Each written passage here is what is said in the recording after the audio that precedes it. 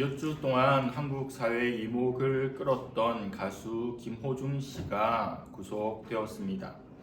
그는 음주운전을 했고 교통사고를 냈는데 어떤 조치도 취하지 않고 도망가는 뺑소니를 쳤습니다.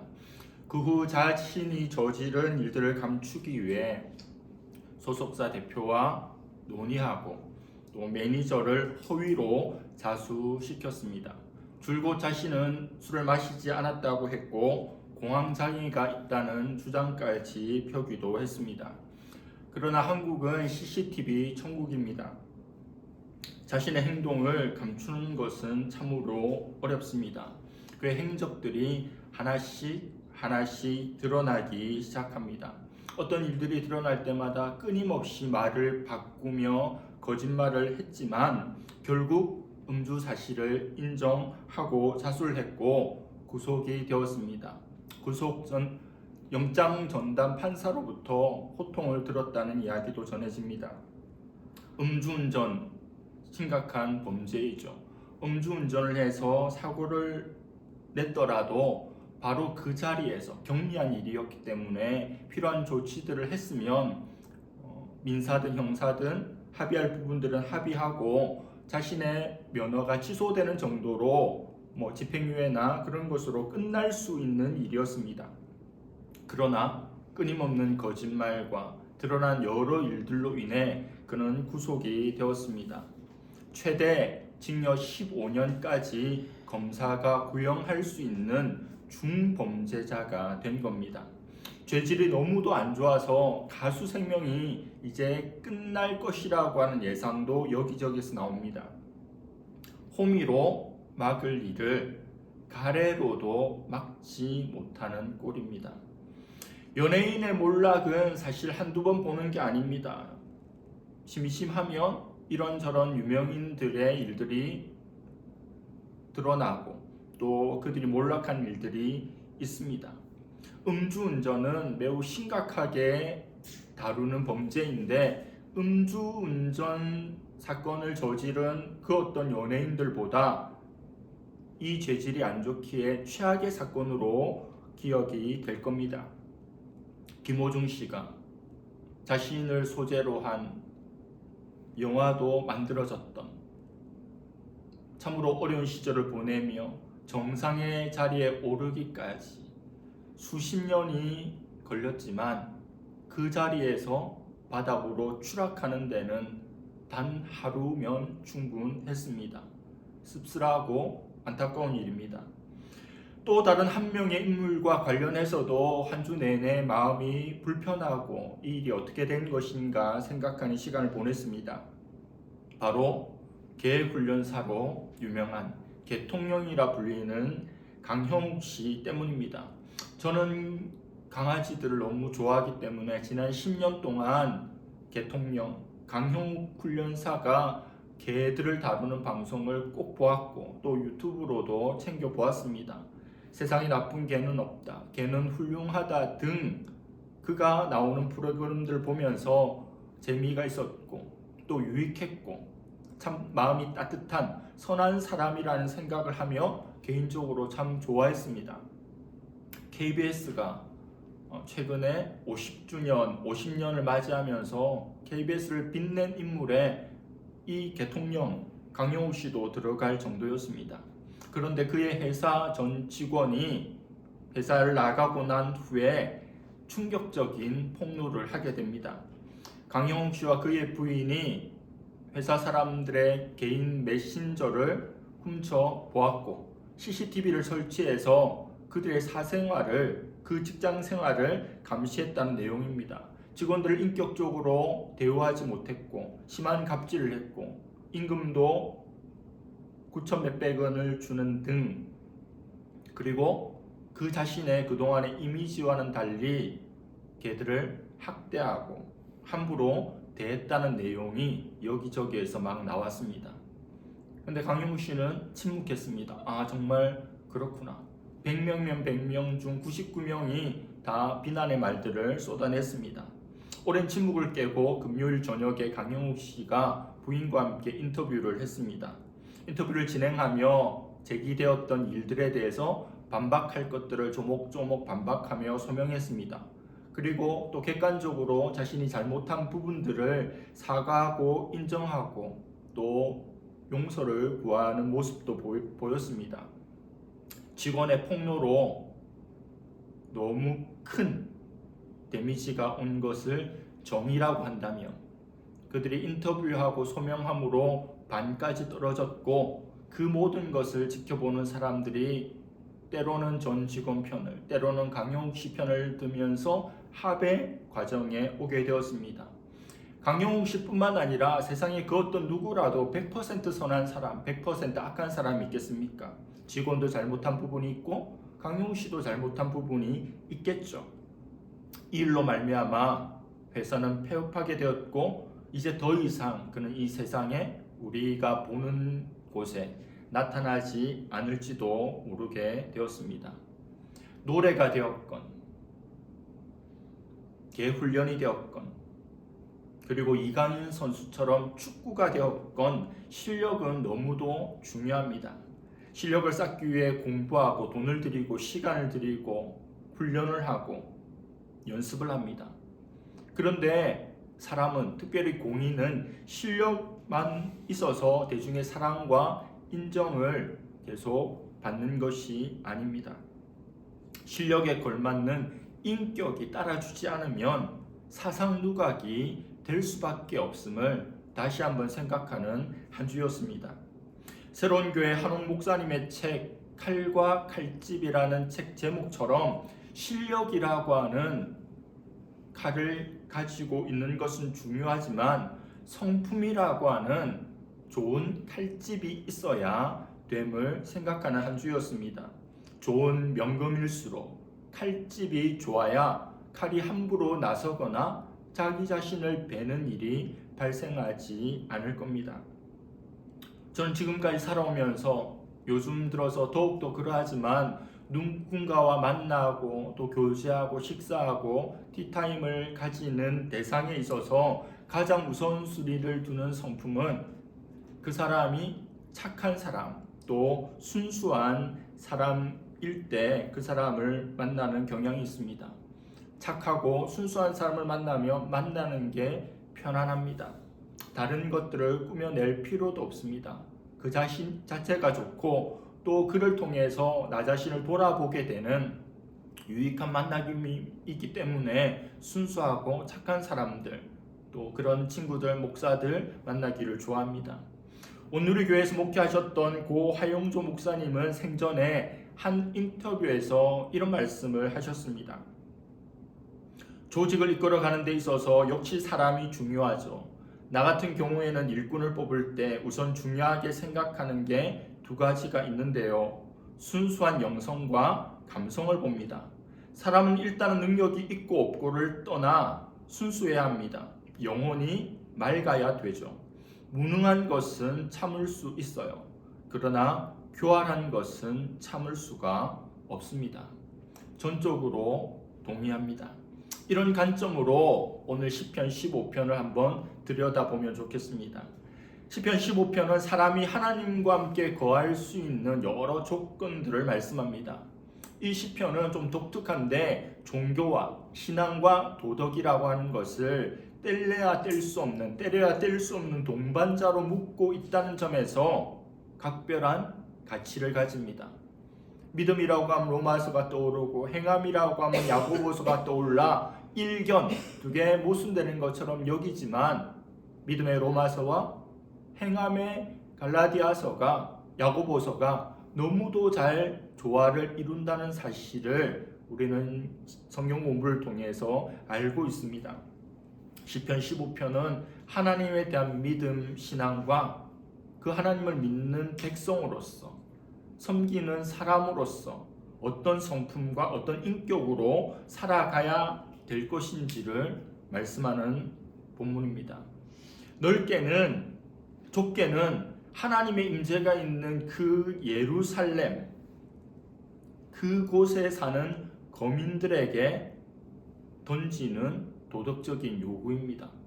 너희들 예루살렘이라고 하는 하나님의 산에 살고 있는 너희들이 이런 삶을 살아야 해. 이런 조건을 갖추어야 해라고 하는 요구입니다. 넓게는 그 당시에 예루살렘 하나님의 그 거룩한 산에서 살고 있는 사람뿐만 아니라 넓게는 오고 오는 시대 가운데 모든 인간들이 이 세상에서 저 세상에서 하나님 앞에 하나님의 임재 앞에 거할 수 있는 조건까지도 확대되는 것이 이 말씀입니다. 1절에 시인은 질문을 던집니다. 그 질문에 대해서 자기 자신이 대답을 해나가는데 맨 마지막 절에는 그 결론이 너무도 거대한 선언으로 끝납니다. 뭐라고 1절에 질문합니까? 여호와여 주의 장막에 머무를 자 누구 오며 주의 성산에 사는 자 누구 오니까? 주의 성산은 예루살렘입니다. 장막은 솔로몬이 성전을 짓기 전에 여호와의 언약궤가 모셔져 있던 그 장막을 말합니다. 하나님이 거하시는 하나님이 다스리시는 그곳에 거할 수 있는 백성의 조건, 그리고 하나님을 믿는 하나님의 사람들의 성품적인 조건이 무엇인지를 질문하는 겁니다. 시인은 여호와가 거룩하신 하나님이고 죄인들은 그 하나님께 가까이 갈 수 없음을, 하나님과 함께 도무지 살아갈 수 없는 존재, 하나님과 분리된 존재인 것을 명백하게 밝히고 그것을 드러냄으로 전제함으로 말씀을 시작합니다. 시편 5편 4절에 이렇게 말씀합니다. 주는 죄악을 기뻐하는 신이 아니시니 악이 주와 함께 머물지 못하며. 우리 주님은 죄악을 기뻐하지 않습니다. 죄악을 싫어하십니다. 배척하십니다. 하나님은 악과 함께 거할 수가 없는 거죠. 그렇다면 누가 하나님과 함께 거할 수 있겠습니까? 누가 하나님의 집에 살 수 있겠습니까? 시인은 이제 자신이 질문한 것에 대해서 대답합니다. 먼저 우리 인생은 하나님의 아들 예수 그리스도를 통해서 하나님께 나아갈 수 있습니다. 하나님께서 우리 인생들에게 주신 다른 길이 없습니다. 오직 예수 그리스도라고 하는 그 도로로만 하나님께 나아갈 수 있을 뿐입니다. 오늘 본문은 그 너머의 말씀입니다. 예수 그리스도로 말미암아 하나님께 나아가게 된, 구원의 반열에 들어가게 된 후라도 하나님의 은혜로 말미암아 끊임없이 거룩한 삶, 구별된 삶을 살아야만 하나님과 계속해서 교제를 누릴 수가 있는 겁니다. 하나님의 은혜로 칭의를 얻은 우리는 마찬가지로 하나님의 은혜로 성화를 계속 이루어 가야 합니다. 우리가 사람들과의 관계에서 바른 관계를 유지하지 못한다면 하나님과 바른 관계를 결코 맺을 수 없습니다. 우리가 이웃에게 선을 도모하지 않는 삶을 산다면 그러면서도 하나님의 존전에 머무를 수 있을 것이라는 기대를 버려야 합니다. 신앙생활을 단 한 단어로 설명한다면 관계입니다.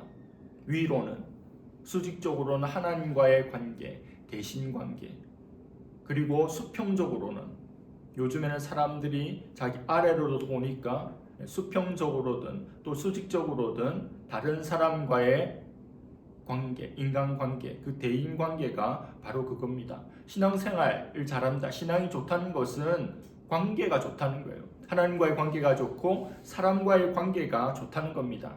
기독교 신앙은 하나님과의 관계만 신경 쓰면 되는 그런 신앙이 아닙니다. 둘 다 잘해야 합니다. 하나님과의 관계도 잘해야 되고 사람과의 관계도 잘해야 됩니다. 두 가지 중에 어느 하나만 잘하는 것도 쉽지 않지만 우리에게 요구되는 것은 이 둘 다를 잘하는 겁니다. 이 둘 다가 너무 힘드니까 쉽고 편한 길을 택하는데 그게 바로 이중인격입니다. 교회에서의 인격과 세상에서의 인격을 다르게 가져가면서 그냥 편하게 지내는 건데 정답일 수 없죠. 한국 기독교가, 한국 교회가 하나님이 성도가 세상 사람들로부터 욕을 먹고 비난을 받고 배척을 당하는 이유가 뭘까요? 예전에는 공격적인 또 무식해 보이는 전도가 많이 그들의 마음을 닫게 했습니다. 물론 그렇게 해서 많은 이들이 오게 됐죠. 그러나 오늘날에는 그러한 전도조차 많이 보이지 않습니다. 그때나 지금이나 세상 사람들이 우리를 비난하고 마음을 닫고 욕하는 것은 바로 그리스도인들의 삶과 인격입니다. 그런데 기독교가 무례해졌습니다. 무례한 기독교가 된 겁니다. 여러분 한번 생각해 보십시오. 우리가 하나님의 말씀대로 이웃을 대하면 벌을 받겠습니까? 상을 받겠습니까? 우리가 하나님의 말씀대로 그들을 대하면 그들의 미움을 받겠습니까? 사랑을 받겠습니까? 말씀대로 행하면 당연히 사랑을 받고 말씀대로 행하면 당연히 상을 받을 텐데 우리는 비난을 받고 정죄를 받고 판단을 받고 배척을 받습니다. 왜요? 하나님 말씀대로 교회에서 배운 대로 자신이 기도하는 대로 자기가 말하는 대로 살지 못하기 때문입니다.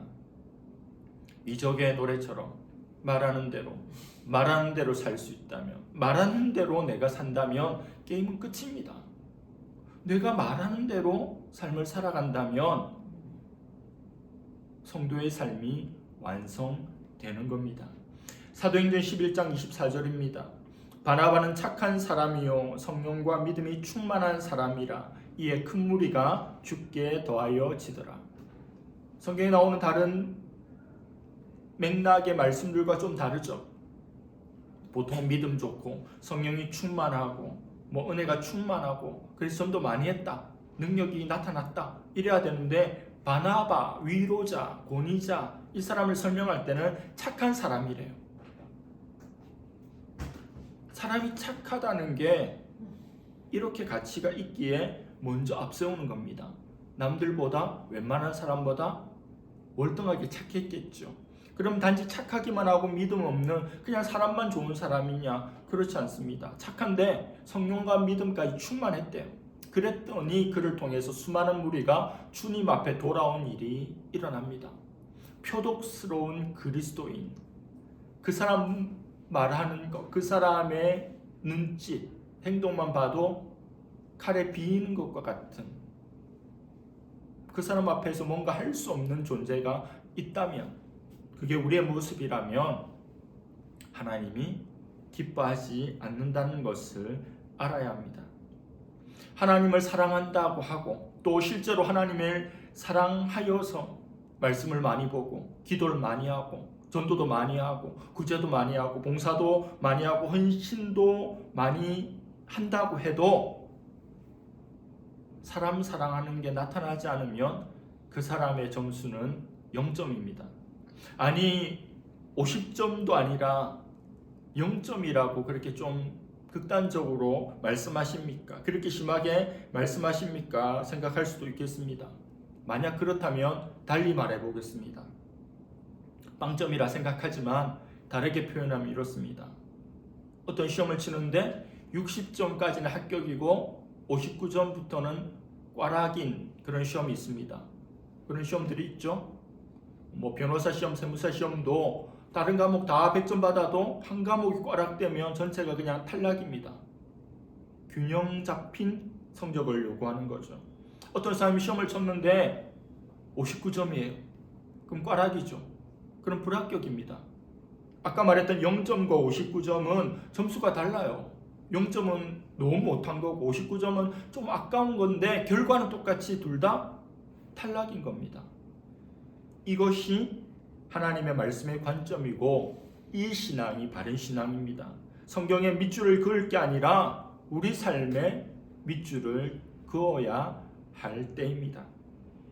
그렇다면 어떻게 살아야 할까요? 말씀대로 살면 됩니다. 달리 설명할 것도 없어요. 그냥 이 말씀 그대로 살면 됩니다. 오늘 본문 말씀 2절부터 5절까지를 다 같이 한번 천천히, 그러면 어떻게 살 것인가, 어떻게 살아야 하는가 생각하면서 함께 읽겠습니다. 2절부터 5절까지입니다. 시작. 정직하게 행하며 공의를 실천하며 그의 마음에 진실을 말하며 남을 허물하지 아니하고 그의 이웃에게 악을 행하지 아니하며 그의 이웃을 비방하지 아니하며 그의 눈은 망령된 자를 멸시하며 여호와를 두려워하는 자들을 존대하며 그의 마음에 서원한 것은 해로울지라도 변하지 아니하며 이자를 받으려고 돈을 꾸어주지 아니하며 받고 무지한 자를 해하지 않는 자이니. 여기까지 하겠습니다. 그런 삶을 살라는 겁니다. 정직하게 살고 공의를 추구하고 남들 비방하지 않고 또 고리로 그 사람 힘들게 하지 않고 여호와를 경외하는 자들을 존중하는 그런 삶을 살라는 겁니다. 이 본문과 관련돼서 가장 적절한 말씀이 저는 미가 5장 6절에서 8절의 말씀이라고 생각합니다. 찬양으로도 만들어진 겁니다. 내가 무엇을 가지고 여호와 앞에 나아가며 높으신 하나님께 경배할까? 내가 번제물로 일련된 송아지를 가지고 그 앞에 나아갈까? 여호와께서 천천의 순양이나 만만의 강물 같은 기름을 기뻐하실까? 내 허물을 위하여 내 맏아들을 내 영혼의 죄로 말미암아 내 몸에 열매를 드릴까? 사람아, 주께서 선한 것이 무엇임을 내게 보이셨나니 여호와께서 내게 구하시는 것은 오직 정의를 행하며 인자를 사랑하며 겸손하게 내 하나님과 함께 행하는 것이 아니냐. 한 예배자가 내가 어떻게 하나님을 예배할까? 하나님을 높여드릴까? 하나님을 경외함으로 하나님께 기쁨을 드릴까? 무엇을 드릴까? 어떻게 할까? 그 선한 고민들을 하는데 깨닫게 되는 것은 하나님께서 주시는 말씀은 그러한 경배를 위한 예물이 아니라 그 어떤 예배의 모습이 아니라 정의를 행하고 인자를 사랑하고 겸손하게 하나님과 함께 이 세상을 살아가는 그 진정한 예배자를, 그 진정한 거룩한 백성을 원하고 받으신다는 사실입니다. 시인은 누가 하나님의 임재 앞에 설 수 있을까? 누가 하나님의 집에 거할 수 있을까? 질문하고 이웃을 사랑하는 한 사람을 묘사하고 그의 모습들을 설명함으로 자기의 질문에 대한 답을 해갑니다. 그러나 여기서 멈추지 않죠. 이러한 사람은 하나님의 장막에 들어가고 하나님의 장막에 머물 뿐만 아니라 그곳에서 영원토록 흔들리지 아니할 것입니다. 삶의 우여곡절을 겪고 또 심판의 날이 임하게 될지라도 든든히 서 있으리라는 결론을 내리고 있습니다. 5절 마지막 절에 이런 일을 행하는 자는 영원히 흔들리지 아니하리다. 이런 성도가 되어 영원히 흔들리지 않는 그런 복된 저와 여러분 될 수 있기를 간절히 바랍니다. 기도하겠습니다. 하나님, 시편 15편 말씀을 묵상하였습니다. 누가 하나님의 집에 거할 수 있겠습니까? 누가 하나님의 산에 거할 수 있겠습니까? 누가 하나님의 임재 안에 머물 수 있겠습니까? 어떤 믿음의 모습이나 어떤 예배나 어떤 재물이 아니라 우리가 하나님을 사랑하는 그 사랑으로 우리의 이웃들을 사랑하며 살아가는 것입니다.